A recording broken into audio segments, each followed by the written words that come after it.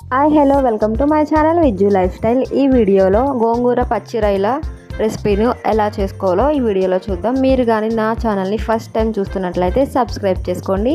Me friends and family మెంబర్స్కి కూడా share చేయండి. ఇక ఫ్రెష్ గోంగూరను తీసుకొని ఆకులు సెపరేట్ చేసుకొని వాష్ చేసుకోవాలి.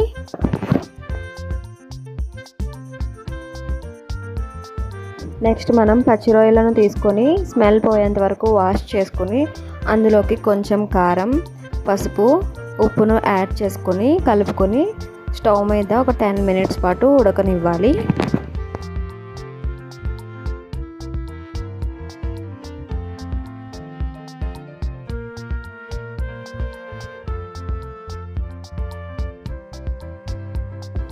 ఇలా ఉడకబెట్టుకున్న ఈ పచ్చి రొయ్యలను ఒక గిన్నెలోకి తీసుకొని పక్కన పెట్టుకోవాలి. ఇప్పుడు ముందుగా వాష్ చేసి పక్కన పెట్టుకున్న గోంగూరలో 2-3 పచ్చిమిర్చిని వేసుకొని ఉడకబెట్టి పక్కన పెట్టుకోవాలి. ఇప్పుడు స్టవ్ పైన ఒక బాండి పెట్టుకుని ఆయిల్ వేసుకొని ఉల్లిపాయ ముక్కలను, పచ్చిమిర్చి ముక్కలను వేసుకొని వేయించుకోవాలి. గోల్డెన్ కలర్ వచ్చేంత వరకు వేయించుకోవాలి.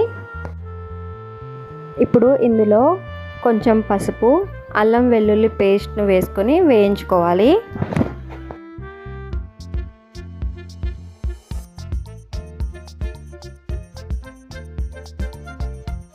ఉల్లిపాయ ముక్కలు వేగిన తర్వాత మనం ముందుగా ఉడకబెట్టి పక్కన పెట్టుకున్న గోంగూరను, రొయ్యలను ఇందులో వేసుకొని బాగా కలుపుకోవాలి.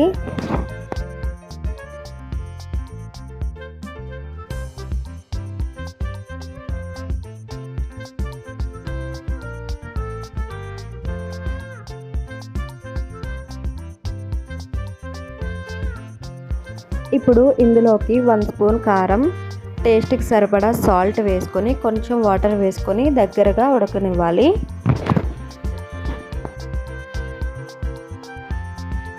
పచ్చి రొయ్యలు గోంగూర కాంబినేషన్ ఇలా చేసుకుంటే కర్రీ ఎంతో టేస్టీగా ఉంటుంది. మీరు కూడా ట్రై చేయండి.